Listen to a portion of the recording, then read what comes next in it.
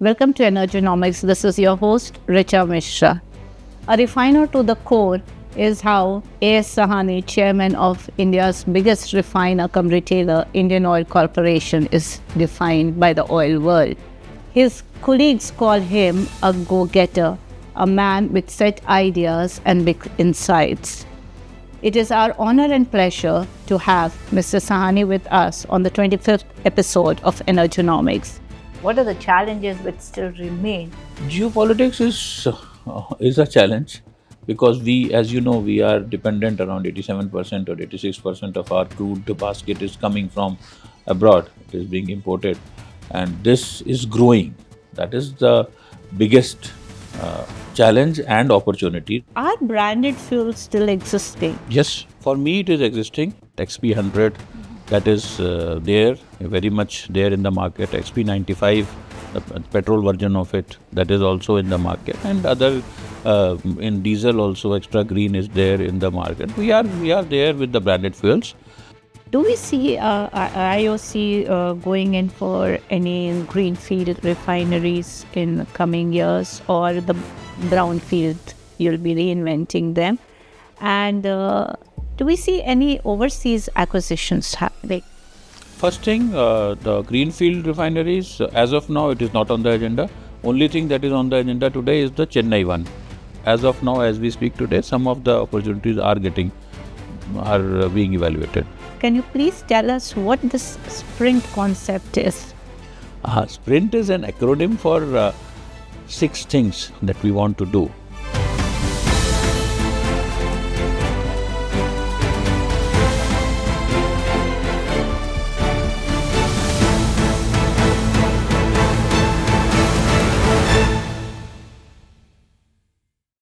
So, sir, we welcome you to the 25th episode of Energonomics and the series which we talk about the sector per se across energy categories. With you, the position which you are in, the whole world is looking at India right now as one of the big refinery hub which is moving forward. As an Indian Oil chairman, and India's target of around 450 million ton by 2030, what do you see? Do you see India is on the right track when we are talking about becoming a refinery hub? Thank you for inviting me to your podcast, and I'm happy that it is the 25th milestone. So, yeah, I'm very lucky to be here. Regarding the refinery scenario, I'll say that today we are at around 254 odd million tons of refining capacity that India has.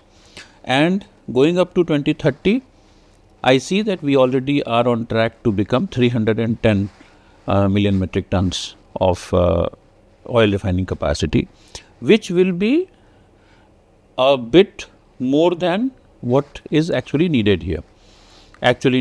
So it will always be a export-oriented capacity that will be coming up. Still today also we are exporting a substantial amount of products from India, from the coastal refineries. Of course, they are going there.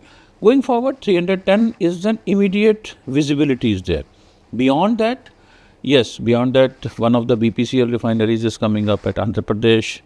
Then there is always a talk of some other new refineries being made by ONGC or somebody. So they are there.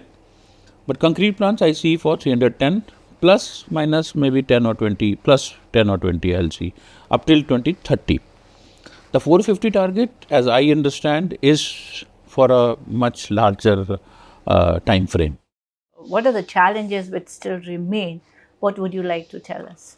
Geopolitics is a challenge because we, as you know, we are dependent around 87% or 86% of our crude basket is coming from abroad. It is being imported, and this is growing. That is the biggest challenge and opportunity, that this energy basket is growing like anything. When we are thinking of my economy size from 4 trillion that we already are, if you are targeting 10 trillion or 20 trillion or 30 trillion by 2047 or something, this energy basket has to grow. And the energy basket has to grow in the conventional fossil form and it has to grow in the non-conventional or non-fossil form also. So non-fossil form is going to be a major player going forward. Apart from being a refinery hub, apart from giving the fossil fuel to the market, we will have to be a full, complete 360-degree energy company. And 360-degree energy portfolio will have to be strengthened so that we can sustain or we can maintain the percentage of energy that I am supplying today to India, that at least I maintain or I can increase further. Today I am supplying, as Indian Oil, I am supplying 9% of the total energy requirements of the country. So at least I have to maintain that 9%, and my target is to go up to 12.5%. That is the growth trajectory that we have taken upon ourselves, Indian Oil has taken. And at the same time, we have to meet the net zero ambitions of the country, that is 2070, and the Indian Oil's ambitions for scope 1 and scope 2 emissions to be met by 2046. When India becomes 100, I should be becoming net zero. So we have to see net zero for us, we have to see net zero for the country, we have to see the growing energy demand that is going to be there, and that will be at least double or 2.5 times of where we stand today. For example, I can say the aviation fuel. Aviation fuel is today, wherever it stands at X, within next 10 years, it is going to be at least 3X of where we stand today. So that aviation fuel has to be supplied by somewhere. It will become similarly for diesel. Diesel is still growing at, having done everything said and done. Today also it is increasing at 2.5%. MS is increasing, like petrol is increasing at 5 to 6%. Consistently it is increasing. So where will it go, and where will the product come from? So it has to come from somewhere. So this market is going to continue. This energy system is going to continue. But at the same time, we are aware that any future growth has to come from non-fossil route, and that can contain renewables, that is solar, wind, it can contain bio, it can contain nuclear, it can contain anything it can come from. So that is what I see as the future of energy coming from. That leads me to another question, sir. In today's day and age, do landlocked refineries make sense? No, new refineries in a landlocked situation, they don't make much sense. But the legacy refineries that we have, and we have almost all our refineries except for Paradeep and for CPCL, Chennai, if I include my subsidiary refineries also, or my refineries which are there with me, 10 refineries including CPCL, only Paradeep is on the real coast. Most of them are in the hinterland, but they also have their utility. I can't rule them out because they are feeding to certain areas. They are primarily focused on Indian requirement. They are primarily focused on the domestic requirement of products, and they are more or less satisfying the feeder area or the catchment area that they have been designed for, or they have been made to, and along with the pipelines, product pipelines network that we have, around 20,000 plus kilometer network that we have, that gives us a lot of flexibility, and that makes those refineries also viable as of now, because they are all, you will have to appreciate that they are all depreciated refineries, differential assets. They are 30 years, 35 years old refineries. Although they have been modernized over the years, they are meeting all the requirements of the modern world in terms of product quality, in terms of safety, in terms of reliability. They are meeting all the good requirements. But setting up a new refinery in hinterland, inside, yes, it doesn't make very unless there is some specific requirement. I don't see it to be a viable thing. So why I asked is because we are again hearing about a refinery in Barmer. So again, it's specific to one crude which it was being discussed and it was being brought in. So that is why my question had come, and I'm rather glad that you clarified it. But sir, there's a supplement question to this. And since you mentioned Paradeep, you are also known as man of, petrochemicals. And you have, worked on key refineries, Paradeep being one. We have also seen the private refiners, one of the biggest private refiners, is changed the refinery to a petrochemical unit. So today's day and age, is it more sensible to have a petrochemical plant or a standalone refinery? Now, first of all, I'd like to clarify Barmer, because Barmer also is, for all practical purposes, a done deal. Because it is getting commissioned maybe later this year or at the most next financial year. So it is a done deal. Whatever has happened has happened. Now we have to make it viable in any way. HPCL has to do it. The other question on petrochemicals. Today, standalone refineries also will not have much of viability going forward. It has to be integrated. If at all there is a refinery coming up, it has to be fully integrated with the petrochemical complex. And the level of integration that is there, it will be defined by a factor called PII, which is called the Petrochemical Intensity Index of that particular refinery. And less than 30% or less than 35% of petrochemical intensity in that particular refinery will make it very difficult to be viable. So at least 30% has to be there. And I'll give you a good example that we were planning to put up a Chennai refinery, the second refinery at Chennai, which in the process of approvals, it was reassessed and reevaluated, and now we have again gone back to the drawing board, and it had planned for only 5% of it was petrochemicals. So we found it a bit difficult to justify or make it viable. So now we have gone back on the drawing board. We have to come up with a proposal which will have at least 30%, 35% of it is petrochemical, or it can be a pure petrochemical play also. It can be integrated with my existing Chennai refinery for feedstock and for other things, and then it can be a pure petrochemical play, which is 100% petrochemical. So we are working with the design options, with the configuration options, and we will very soon come out with a configuration which will be becoming viable in the future. So, being the biggest public sector refiner in the country, and anything and everything that happens is to biggest refiner in the country, not public sector. Biggest in the country. I stand corrected. I mean, like your other neighbor also claims to be big, but taking you have a lot of baggages also which you have to carry. There are social commitments. There are other commitments also with.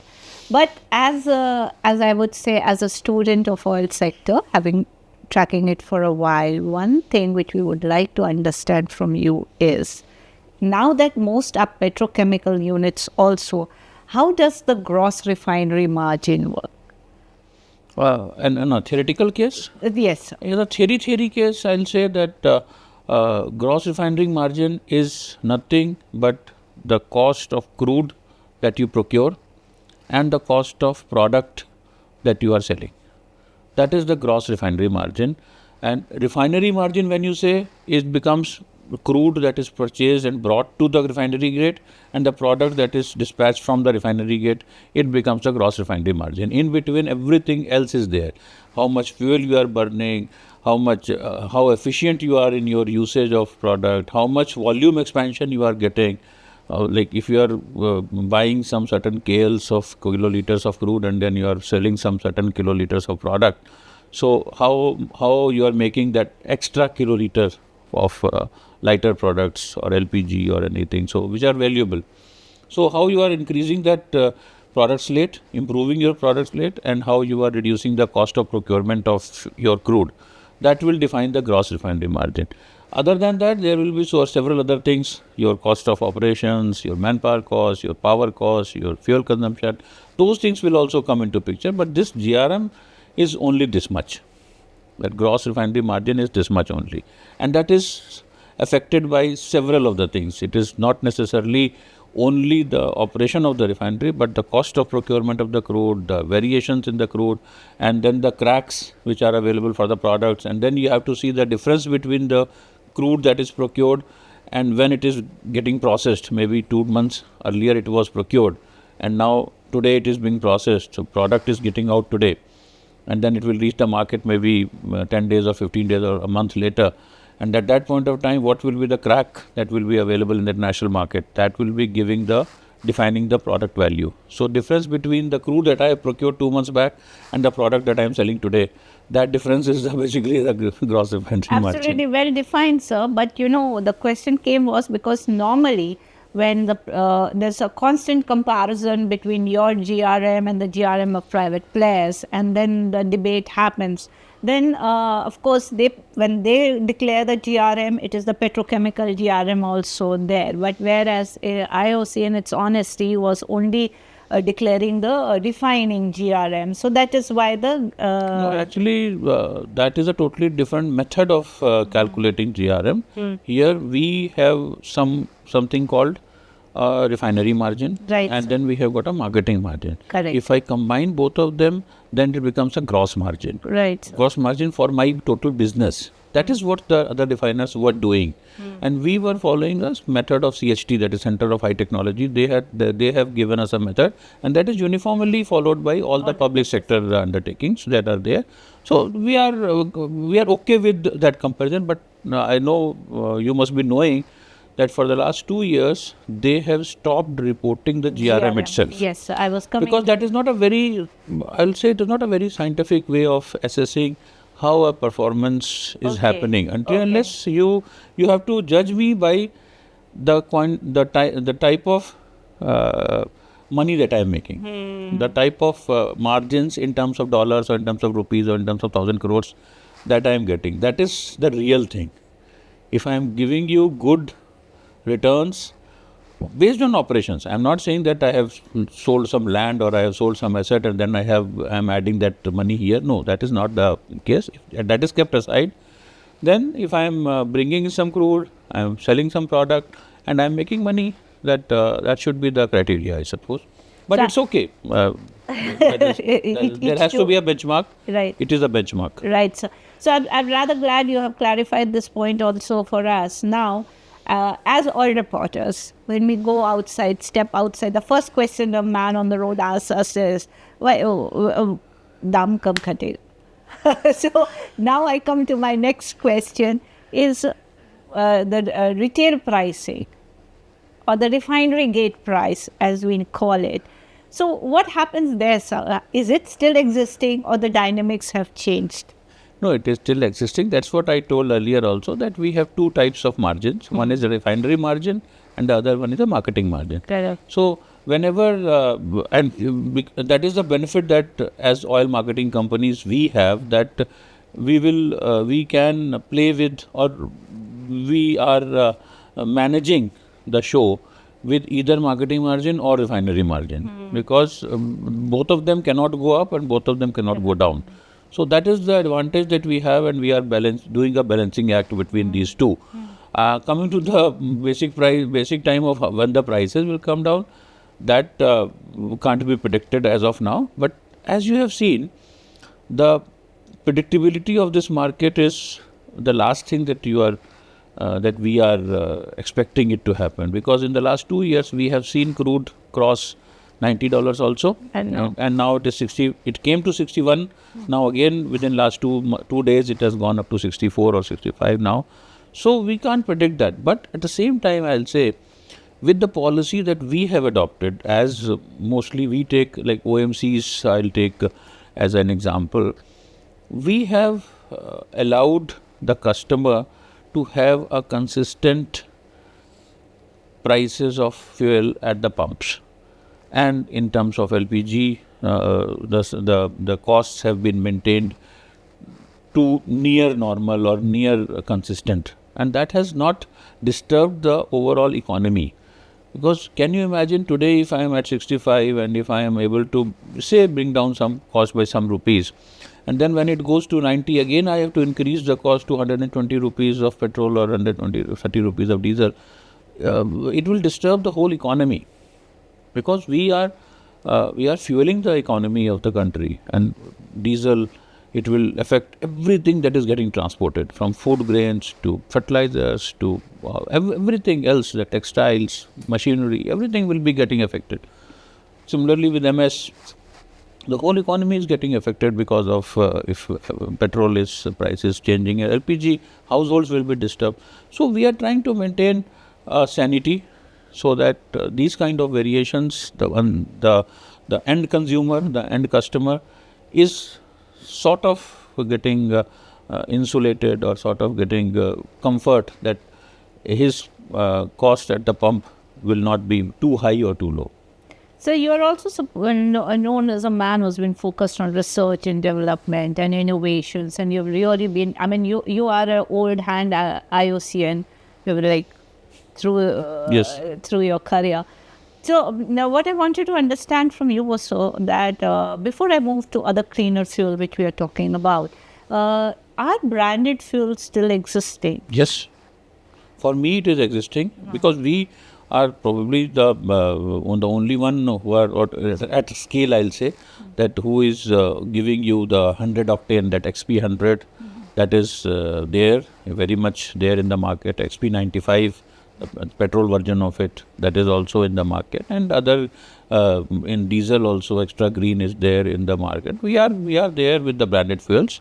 And we are promoting branded fuels in a very liberal manner and a very aggressive manner, because it is giving you quality of product. That is, it is giving you better mileage. It is giving you lesser emissions, and it is giving you a better drivability of the car.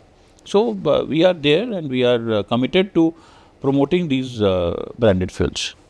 So and the price difference, because now the fuel cost is as well itself spiked for most people. So is there, because of the price difference which exists between the branded fuel and the regular fuel?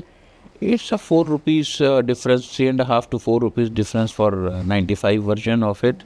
And it is, for XP100, it is around 50 rupees or so, 50, 60 rupees margin is there. But then we'll have to see that it has its supply chain dynamics, because only 1% or 2% of the total product basket is this 100 or so. We have to have logistics. We have to have separate distribution units, that dispersal units. We have to have separate islands for them in the petrol pumps. So, and then we have to have the CA, that customer attendant there, attending to people there. The costs involved are also there because the scales are less. If the scale increases, if the consumption increases, the cost will certainly come down. And it is a premier product. So if whoever wants that product will take that product, because it is primarily focused for the very high-end kind of cars Right, and customers. Right, So I don't think people who need it mind paying that much of money, because that is a like go-to product for them. How's the ethanol blended fuel going on, the green fuel which we talk about? Look, as you are aware that India is importing around $130 billion worth of crude every year. So whatever we can do to reduce that import quantity, that will be for the benefit of the nation, and that will be for the benefit of the country. So this scheme was taken up that we will go for enhanced blending of ethanol into petrol. Enhanced means leading up to 20% of ethanol blending, and that has been a successful model elsewhere in the world also. For example, in Brazil, it is working very fine, and here also it is working very fine. We have not received any complaint of any kind of any breakdown or any problem being faced by any of the customers or the equipment manufacturers, the car manufacturers, the engine manufacturers. They are all on board for up to 20%, and it is working very fine. And it has led to a saving of at least more than 1,20,000 crores in the last few years, and that money has gone to the Indian economy because it has gone to the sugarcane growers, it has gone to the maize growers, it has gone to the people who are refining it, like the distilleries or those kind of plants, biofuel plants that have gone there. So it has been fueled into Indian economy, and it is beneficial for all. It is better beneficial for the environment also. So I think it is one of the greatest success story of Indian oil and gas sector, that we have been able to inject 20% into and save that much of money from going outside. So how do you see the clean aviation fuel which we are talking about, then SAF? Because you have been associated with that also, you worked on that. So how do you see that? I mean, do we see acceptance of it happening anytime sooner? What about the infrastructure which will be required?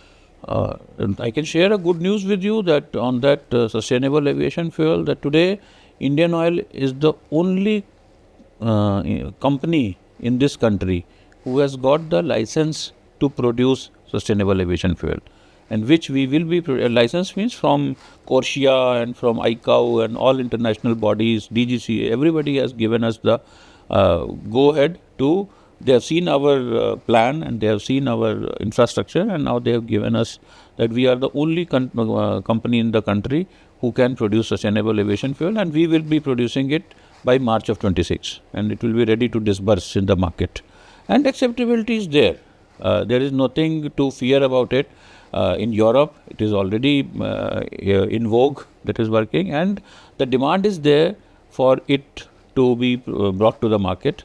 And God willing, we will be there by March 26 to offer it to the airlines. And some of the airlines are also on board. We have already worked with Air India for product offtake. We are working with other airlines also. Some of the airline manufacturers are also in conversation with us for taking trials and giving certificate that yes, it is good for their aeroplanes. So that's something to look forward to, sir. Yes. But then that would also mean the cost of flying will go up. It depends. Like today, we are talking of 1% blending Right, in sir. 2027. Right, sir. And in 28, it is going to be 2%, and by 2030, it will be 5%. And that too in international flying. So international flying, 5% by 2030, 5 years down the line, I don't think it is going to be a very big ask. And then it will be driven by mandate. The Right, sir. mandate is already there that you have to have, the airlines are mandated to reduce the emissions that they are doing in the environment. So they need this kind of, and if it is mandated, it has to come. So now talking about something which has, I am told you have been very, very involved with is green hydrogen. So do you think we are ready for it? Because we're talking ethanol, we are talking CBG, now we're talking green hydrogen. So we're talking so many things, but where exactly is everything leading? Correction. We are not talking. We are doing At it. least we are doing. Okay.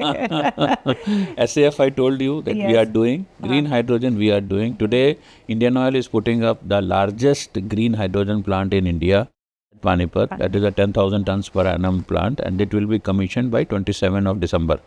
2027 December, it will be commissioned. So we are not only talking, we are putting our money where we are talking. Right. So we are putting up the biggest plant in India, and let us see how things pan out. We are primarily focused. The ultimate target is that this green hydrogen should go for mobility. Right. But till the time mobility is there, we will use it in our refineries, where it can replace the grey hydrogen. So it will be saving on the environment. It will give me some green credits. It will give me. But as soon as the ecosystem for the green mobility is there, we will be ready with green hydrogen. It should not be an egg and chicken story that the mobility is not there because green hydrogen is not available, and green hydrogen is not coming because the mobility is not available. So we are taking the first step.